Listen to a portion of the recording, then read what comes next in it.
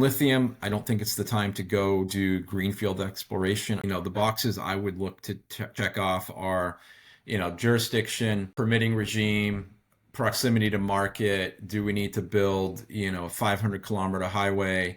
Do we need to bring in power, gas, things like that? What's the downstream processing look like? What are the transport routes to market? So, that's on top of grade and resource and ease of mining and mining technique. So I think it's a kaleidoscope of all of these things you need to be in that sweet spot. And, I would say there's a lot of resources that have been deposits that have been found.